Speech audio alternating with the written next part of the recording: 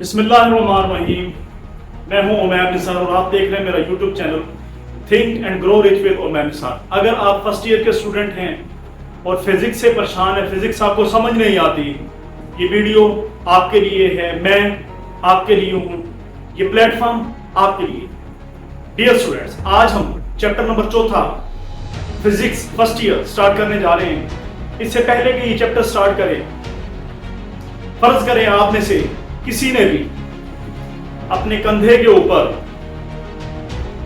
Bag उठाया हुआ है, शुगर बैग उठाया हुआ है या फिर पोटैटोज का बैग उठाया हुआ है, यानी कि आलू का थैला आपने अगर कंधे पे रखा हुआ है या फिर चीनी का थैला आपने अपने कंधे के ऊपर रखा हुआ है और आप पूरा दिन खड़े हैं, कोई चीज आप 40 किलोग्राम अपने कंधे के ऊपर खड़ा करके, बड़े लोग आपको कहेंगे, काफी सारे लोग आपको देख के कहेंगे कि आपने बहुत काम किया है, बड़ा वर्क किया है, आपको तो पसीना आ रहा है, आपने आलूओं की बोरी आपके अपने कंधे के ऊपर रखी हुई है, ये बहुत बड़ा वर्क किया है। लेकिन फिजिक्स ऐसा कभी भी नहीं कहती। फिजिक्स के मुताबिक कोई काम नहीं हुआ, कोई भी वर्क नहीं हुआ।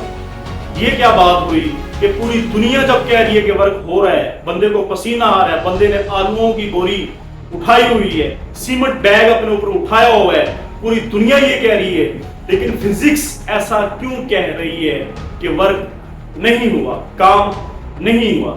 जी बिल्कुल ठीक सुन रहे हैं आप। हकीकत में फिजिक्स के मुताबिक कोई वर्क नहीं हुआ। No work has been done according to the physics. वजह, रीजन बड़ी सिंपल है।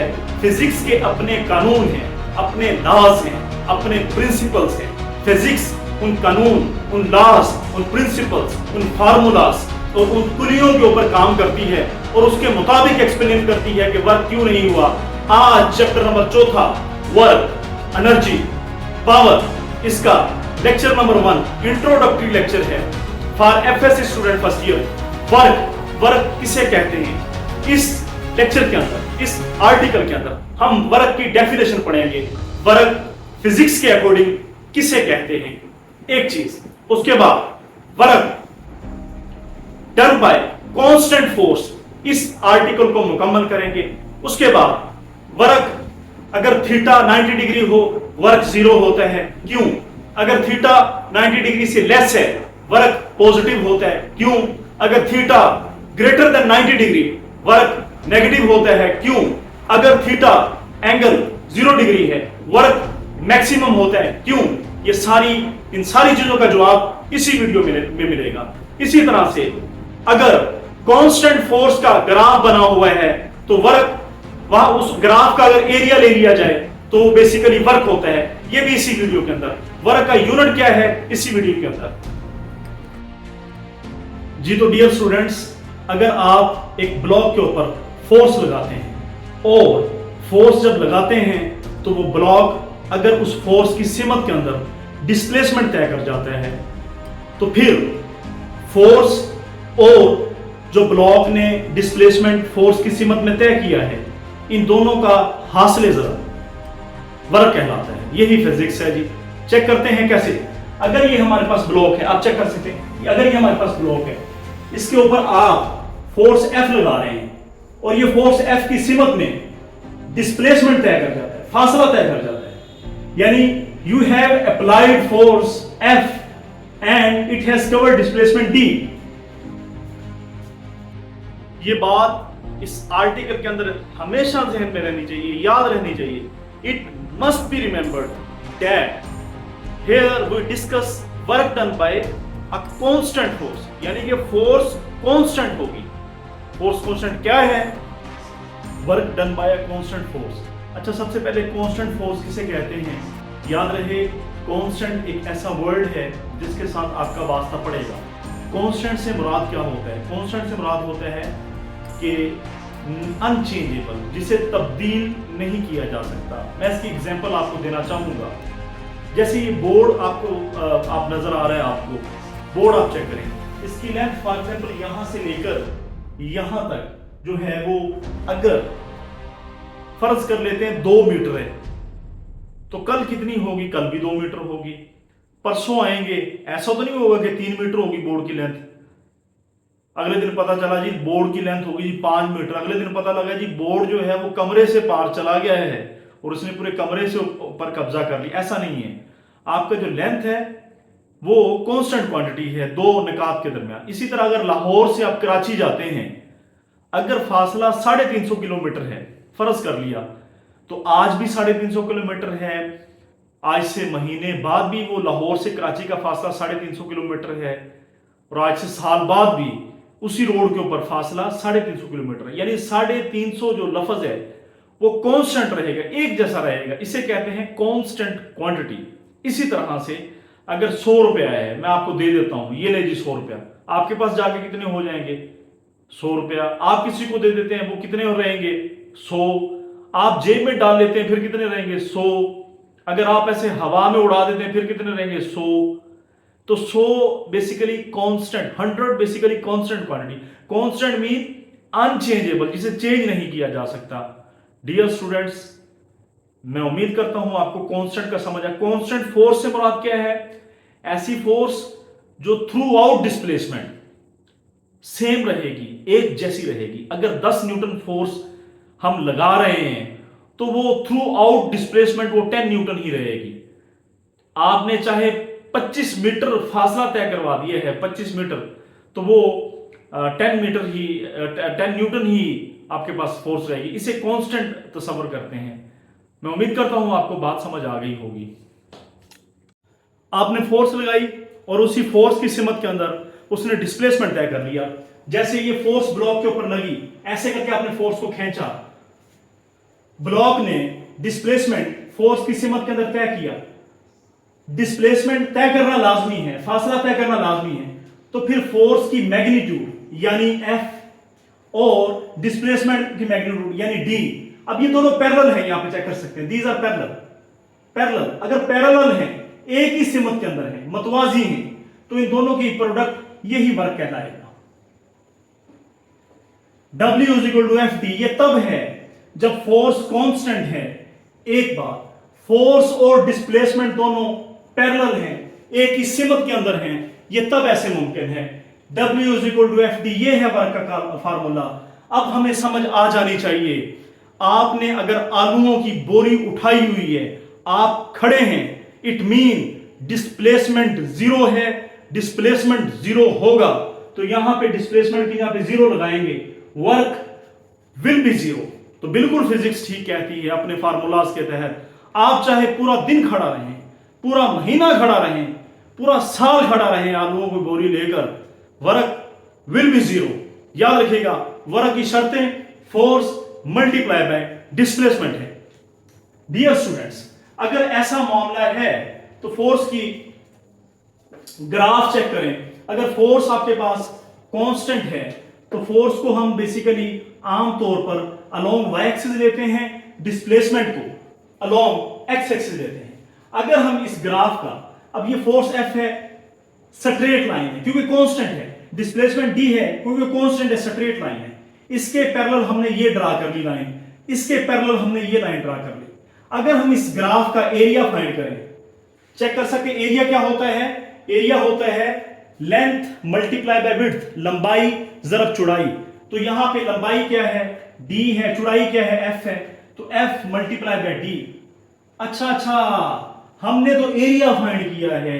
एरिया होता है लंबाई जरब चौड़ाई, लंबाई फोर्स, चौड़ाई D, FD बेसिकली ये किसका फार्मूला है? ये तो वर्क का फार्मूला है।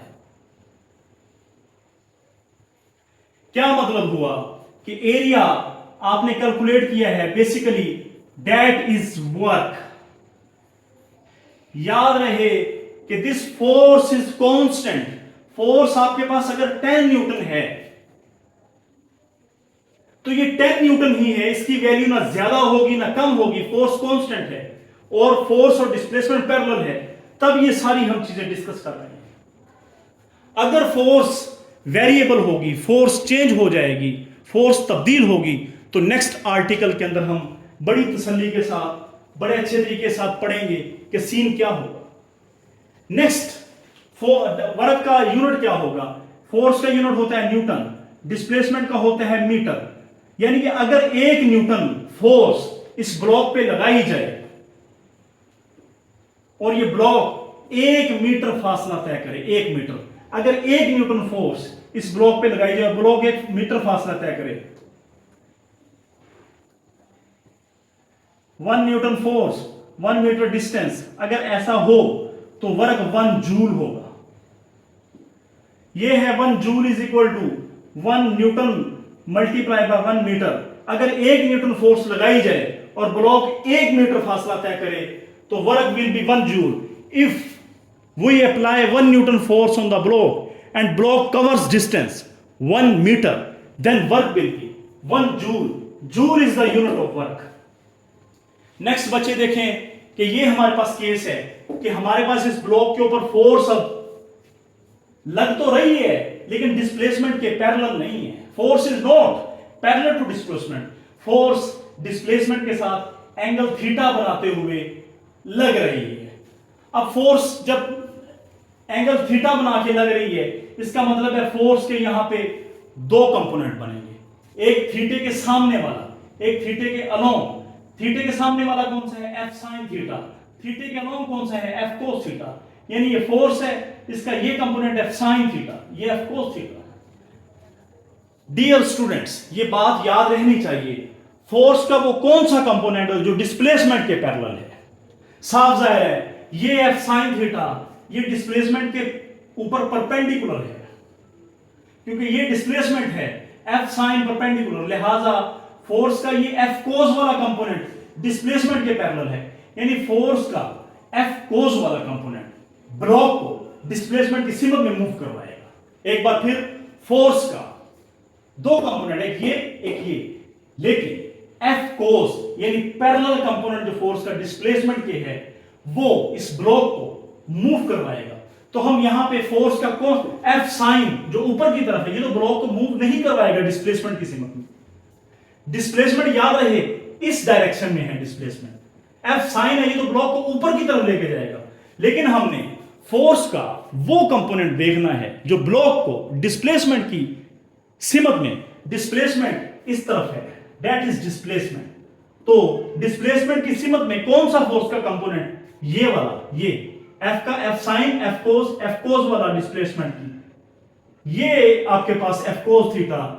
यानी कि यहां पे भी हमने बेसिकली फोर्स और डिस्प्लेसमेंट पैरेलल, यहां पे भी फोर्स का तो पैरेलल नहीं है लेकिन फोर्स का पैरेलल कंपोनेंट ले लें, F cos theta into D. यहां से बात हमें समझ आ गई कि ये बन गया है F D cos theta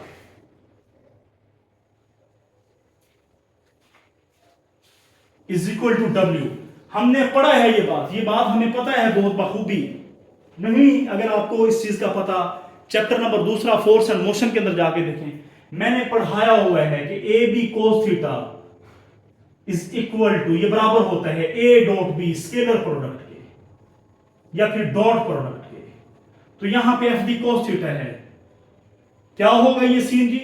F dot D. लो जी, हमें पता चल चुका है work is the dot product या फिर scalar product of force and displacement. Work is the dot product, और इसे स्केलर प्रोडक्ट भी कहते हैं, scalar of force and displacement. अच्छा, अगर यहां पे थीटे की यहां पे 0 लगाएं, क्या मतलब? फोर्स और डिस्प्लेसमेंट पैरेलल होंगे, एक ही सीमत में होंगे। तो एफ क्या हो जाएगा? F D cos 0 is equal to W. Cos 0 कितना होता है? 1। तो सेम वही बात बन जाएगी जो यहां पे है, एफ डी। तो कहने का मतलब ये वाला फार्मूला बेसिकली इस फार्मूले से डिराइव हुआ है। This formula comes from this formula. Cos को यहां पे थीटे के यहां 0 लगाया, यानी ये थीटा है, इसकी यहां पे क्या लगा दिया था हमने? 0।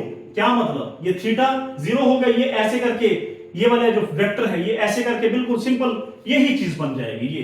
तो ये हमारे पास बेसिकली दिस इज फार्मूला। यहां से हमें पता लगा वर्क एक स्केलर प्रोडक्ट है, work is a scalar product, work scalar quantity है। अब हम बात करते हैं कि वर्क बेसिकली मैक्सिमम कब होगा, मिनिमम कब होगा, पॉजिटिव कब होगा, इसे देखते हैं। जी डियर स्टूडेंट्स, चेक कर सकते हैं ये फोर्स इस ब्लॉक के ऊपर, डिस्प्लेसमेंट की सिमत में लग रही, दोनों एक ही डायरेक्शन में है, थीटा इन दोनों के दरमियान 0 डिग्री है। तो यहां पे अगर वर्क डन कैलकुलेट करें, W is equal to F dot D, F D cos theta की यहां पे 0 लगाएंगे, कॉस 0 हमें पता है ये 1 होता है। लो जी, कॉस की मैक्सिमम वैल्यू भी 1 होती है, लिहाजा वर्क मैक्सिमम होगा। और बात भी ठीक है, जब ऐसे सीधी फोर्स लगाएंगे ये ज्यादा से ज्यादा डिस्प्लेसमेंट इसी सिमत में तय करेगा। नेक्स्ट आइएगा, चेक कर सकते हैं आप। नेक्स्ट आइएगा, अगर आपने इस डब्बे के ऊपर, ब्लॉक के ऊपर फोर्स ऊपर की सिमत में लगाई,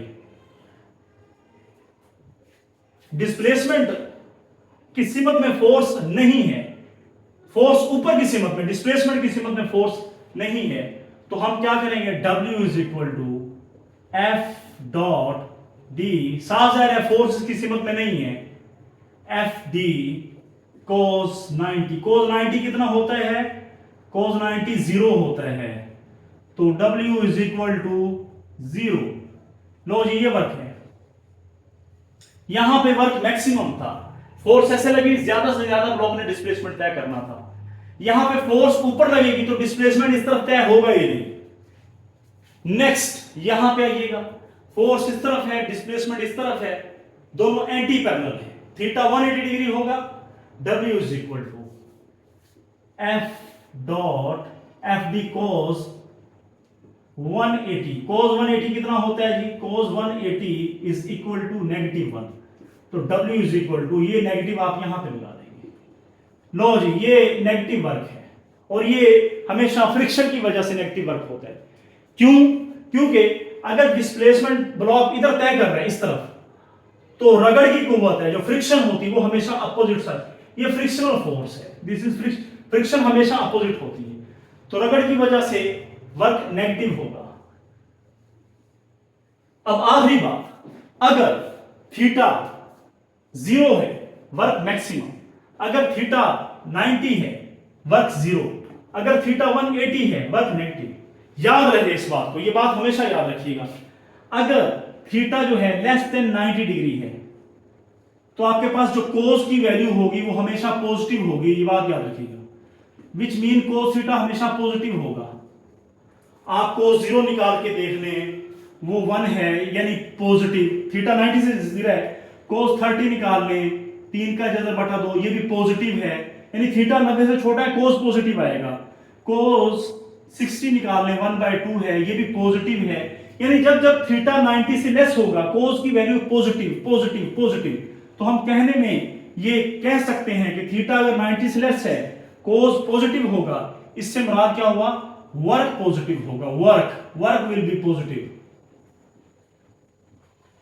अगर थीटा हमारे पास 90 डिग्री है तो हम कहेंगे कोस 90 0 होगा। क्या मतलब कि हमारे पास जो वर्क है यानी वो निकाला हुआ है, यहां पे वर्क हमारे पास 0 होगा। इसी तरह से अगर थीटा 90 से बड़ा होगा तो कोस नेगेटिव होगा, कोस विल बी नेगेटिव। यहां पे कोस 180 के चक्कर में चेक करें, 90 से बड़ा है, नेगेटिव है, तो हमारे पास क्या होगा, वर्क विल बी नेगेटिव। इसी तरह से थीटा अगर 180 डिग्री होगा तो हमने कैलकुलेट कर लिया है work is equal to -1 FD। 90 पे चेक कर लिया हमने अच्छा, इसी तरह से अगर थीटा 0 होगा, थीटा अगर हमारे पास 0 होगा तो कोस 0 1 होता है, मैक्सिमम कोस की वैल्यू मैक्सिमम है। It mean W is equal to FD, ये मैक्सिमम वर्क होगा। तो ये हमने ये सारे केस भी डिस्कस कर लिए। उम्मीद करता हूं बात समझ आ गई होगी। थैंक यू वेरी मच, मिलते हैं नेक्स्ट वीडियो में। जी, chapter number 4, work, energy and power.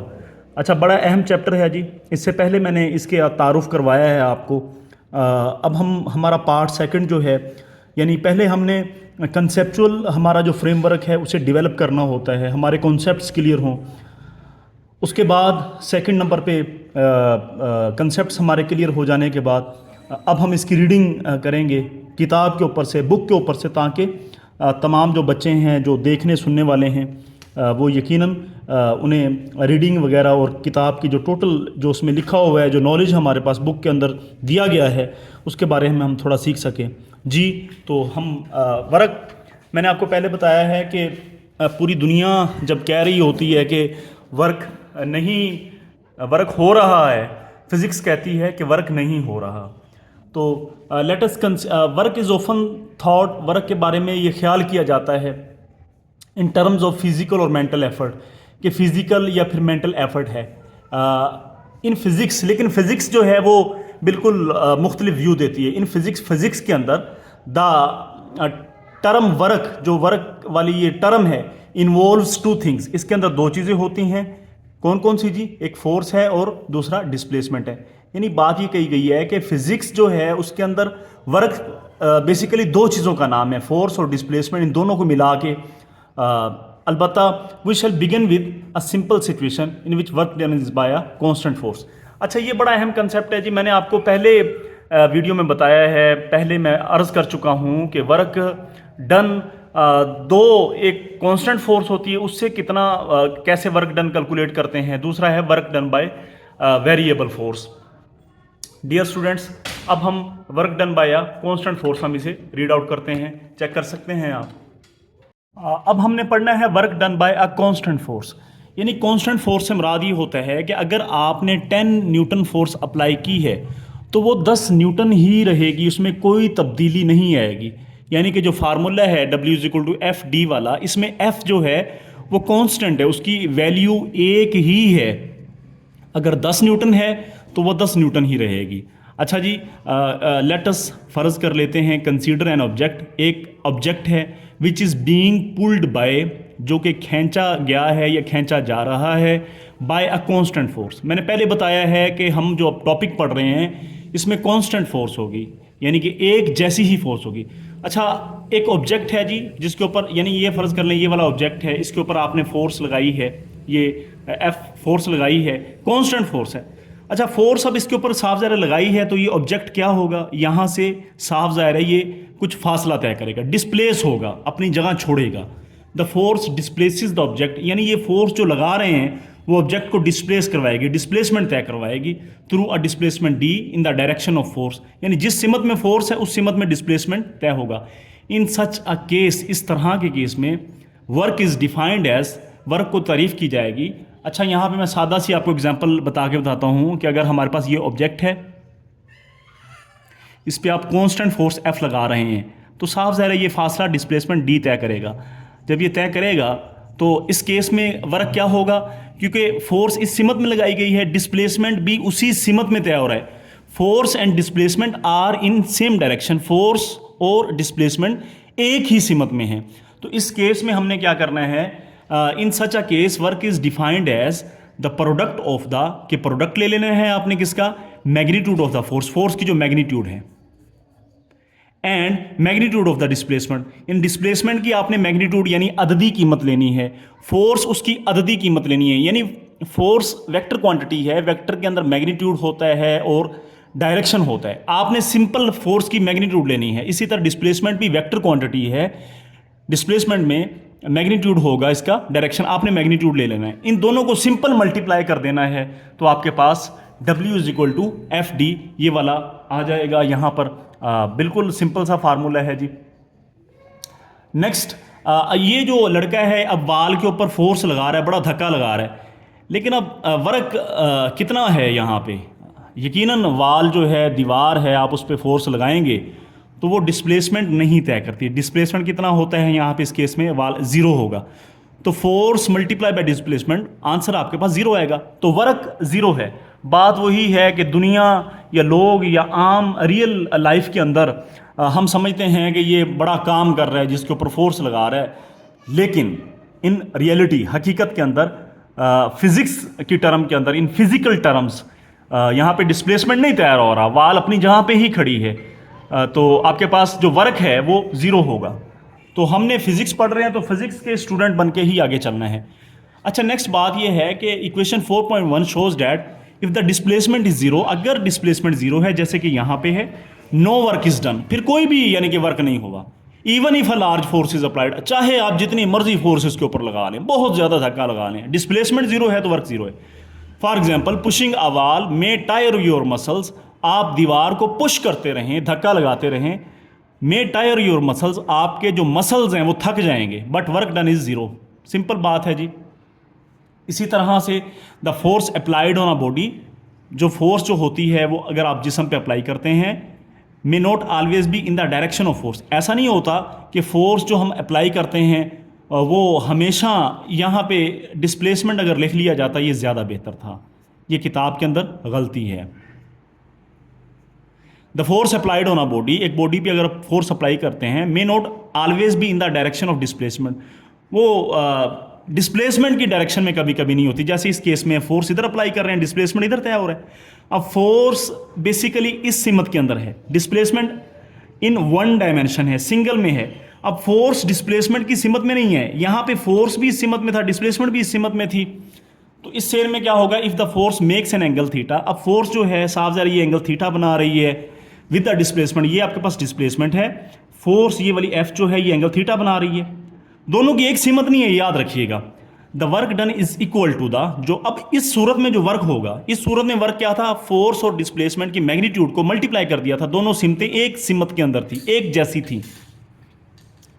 यहां पर क्या होगा, the work done is equal to the product of the component of force. अब आपने फोर्स का वो वाला कंपोनेंट लेना है जो डिस्प्लेसमेंट की डायरेक्शन में है। यकीनन मैंने आपको शुरू में वीडियो में ये बात बताई है, आप वहाँ से अब इसके दो कंपोनेंट बन जाएंगे। एक है ये यहाँ परपेंडिकुलर कंपोनेंट होगा, एक ऐसे करके कंपोनेंट इसके अलोंग पैरेलल कंपोनेंट होगा। एफ कोस थीटा, ये एफ कोस थीटा है, ये एफ साइन थीटा है, ये मैंने शुरू में बताया है। तो आपने ये वाला कंपोनेंट फोर्स का ये वाला कंपोनेंट लेना है जो अलोंग डिस्प्लेसमेंट है। तो वही बात कर रहा है, the work done is equal to the product of the, यानी प्रोडक्ट होगा किस किस का, कंपोनेंट ऑफ फोर्स, फोर्स का आप कंपोनेंट लेंगे। अब फोर्स एफ है, इसका component F cos theta, F sine theta, cos वाला कंपोनेंट वो डिस्प्लेसमेंट ये वाला कंपोनेंट लेंगे along the direction of the displacement, जो डिस्प्लेसमेंट की डायरेक्शन में है। अच्छा, प्रोडक्ट में क्या लेंगे, component of force along the direction of the displacement, और दूसरी चीज़ क्या होगी, द मैग्नीट्यूड ऑफ डिस्प्लेसमेंट, ये डिस्प्लेसमेंट की मैग्नीट्यूड। तो आप चेक कर सकते हैं जी, बड़ी सिंपल है जी, फिजिक्स इतनी मुश्किल नहीं है, वैसे ही हवा बना रखा है इसका। तो आपने अब क्या लेना है यहाँ पे, F cos theta into D, यानी फोर्स का वो कंपोनेंट लेना है जो डिस्प्लेसमेंट की डायरेक्शन में है। तो ये अच्छा, ये हमने पढ़ा हुआ है, आपने यकीनन पढ़ा हुआ है कि ए डॉट बी होता है A B cos theta, A dot B is equal to A B cos theta, ये आपने बात पढ़ी हुई है। या फिर ए बी कोस थीटा हो तो उसे लिख सकते हैं ए डॉट बी, यहाँ पे ये एफ डी कोस थीटा है तो इसे लिख सकते हैं एफ डॉट डी।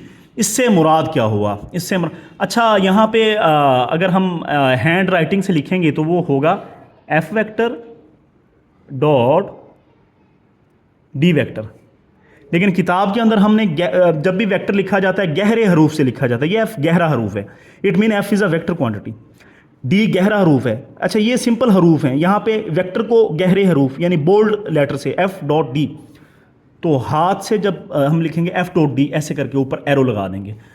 यहाँ से हमें पता चला कि work is the dot product of force and displacement, लिहाजा ये स्केलर क्वांटिटी है, it is a scalar quantity. Equation 4.3 shows that, यानी ये वाली equation, that work is a scalar quantity, क्योंकि ये स्केलर प्रोडक्ट है, ये वाला जो स्केलर प्रोडक्ट है। अच्छा, यूनिट ऑफ वर्क क्या होगा जी, जाउल होगा। यूनिट लगाने का तरीका क्या है, फोर्स की जहाँ पे उसके यूनिट लगाएं, फोर्स का यूनिट होता है न्यूटन, लगा दिया यहाँ पे। डिस्प्लेसमेंट का यूनिट होता है मीटर, डिस्प्लेसमेंट मीटर में नापा जाता है, लगा दिया। और अगर फोर्स 1 न्यूटन हो और फासला 1 मीटर तय हो, दोबारा अगर फोर्स 1 न्यूटन लगाई जा रही है बॉडी पे और फासला कितना तय हो रहा है 1 मीटर, तो फिर वर्क कितना होगा, 1 जूल होगा। ये आपने सिंपल यहाँ पे इसका यूनिट है। अच्छा, यहाँ पे हम मज़ीद पढ़ लेते हैं, चेक कर लें जी, ये एफ कोस थीटा है, ये डिस्प्लेसमेंट की डायरेक्शन भी इधर है एफ कोस थीटा।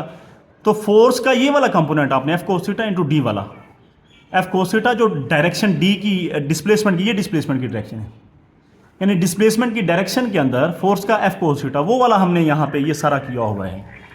नेक्स्ट जी, व्हेन अ कांस्टेंट फोर्स वही सिंपल एक्सप्लेनेशन जी। व्हेन अ कांस्टेंट फोर्स, जब एक कांस्टेंट फोर्स है, मैं बार बार कह रहा हूँ कि इस टॉपिक के अंदर हमने कांस्टेंट फोर्स पढ़नी है। Act through a distance D, जब वो फासला डी पे एक्ट करती है, the event can be plotted on a simple graph. इस इवेंट को आप सिंपल ग्राफ पे अप्लाई कर सकते हैं, simple graph. The distance is normally plotting along X axis and the force along Y axis. आपने डिस्टेंस जो है उसे अलोंग एक्स एक्सिस लेना है, ये डिस्टेंस है अलोंग एक्स एक्सिस, और फोर्स को अलोंग वाई एक्सिस। फोर्स भी कांस्टेंट है और डिस्टेंस भी कांस्टेंट है। डियर स्टूडेंट्स, यकीनन आप बात समझ रहे होंगे। डिस्टेंस को आपने अलोंग एक्स एक्सिस ले लिया और फोर्स को अलोंग वाई एक्सिस ले लिया। As the force does not vary, क्योंकि फोर्स चेंज नहीं हो रही, फोर्स तो कांस्टेंट है। In this case the graph will be a horizontal line. अब जो ग्राफ है बेसिकली वो हॉरिजॉन्टल स्ट्रेट लाइन होगा। देख लें, यहाँ पे भी हॉरिजॉन्टल स्ट्रेट लाइन है, यहाँ पे भी हॉरिजॉन्टल स्ट्रेट लाइन है। ये एफ है तो ये भी एफ होगा, ये डी है तो ये भी डी होगा, यानी ग्राफ आपका हॉरिजॉन्टल स्ट्रेट लाइन होगा। ये बात ही यहाँ पे the distance as the force does not vary, in this case the graph will be horizontal straight line. ये बात याद रखनी है, एमसीक्यूज में पूछा जा सकता है। कांस्टेंट फोर्स हो तो ग्राफ कैसा होगा? Straight line. If the constant force यानी न्यूटन में एंड डिस्प्लेसमेंट यानी मीटर में are in the same direction, अगर वो सेम डायरेक्शन में है, हमने पढ़ा है द वर्क डन कितना होगा इज एफ डी। मैंने ये अभी पढ़ा है, बताया है आपको। अगर ये ऑब्जेक्ट है, ये फोर्स है और ये डी है, सेम डायरेक्शन में है, तो वर्क कितना होगा? वर्क होगा W is equal to F D. अभी थोड़ी कि अगर सेम डायरेक्शन में work, clearly shaded area is also F D. Area क्या होता है? एरिया होता है लंबाई ज़रब चौड़ाई। Area is equal to length multiply by width.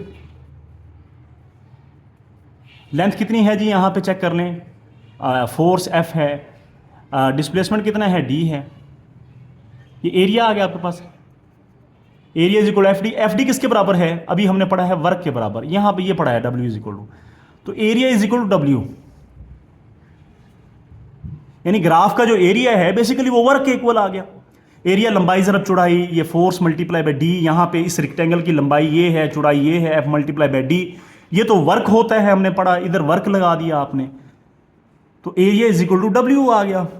तो हमने ये बात यहां से देख ली है जी क्लियरली। शेडेड एरिया यानी ये वाला एरिया जो शेडेड एरिया है is also F D. Hence the area under a force displacement curve, ये फोर्स है, ये डिस्टेंस है, ये डिस्प्लेसमेंट है, curve can be taken as to represent the work done by the constant force.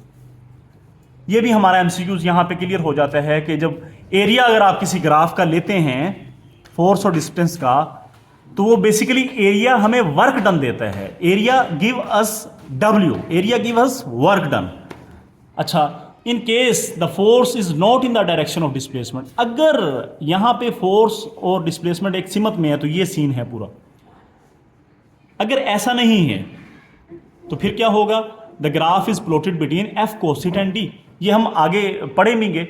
अच्छा, from the definition of work हमें ये बात क्लियर हो गई जी, वर्क की डेफिनेशन से कि वर्क स्केलर क्वांटिटी है, यहाँ से हमें पता लगा। अच्छा, यहाँ पे कुछ मैं बातें बता दूँ आपको कि अगर थीटा 90 होगा, इसे W is equal to F D cos 90 कितना हो जाएगा? ये कोज 90 कितना होता है? 0 होता है, ये सारा 0 हो जाएगा। तो अगर थीटा 90 है, नो वर्क इज डन। अगर थीटा लेस देन 90 डिग्री है, work is done and it is to be positive, क्योंकि 90 से जितनी भी छोटी वैल्यू होती हैं थीटे की, उसके ऊपर कोज हमेशा पॉजिटिव होता है। अगर थीटा बड़ा है 90 से, work is said to be negative. SI unit of work is newton metre, also known as joule. अच्छा, ये चीज़ें मैंने आपको लेक्चर के शुरू में बड़ी इलेबोरेटली हमने की हैं, देखी हैं, रीडिंग। इसके बाद हम पढ़ेंगे, यानी ये जो जितनी चीज़ें हैं, theta is equal to 90, theta greater than 90, ये वाली चीज़ें मैंने आपको पढ़ा दी हैं, आपने देखी हैं शुरू में ही।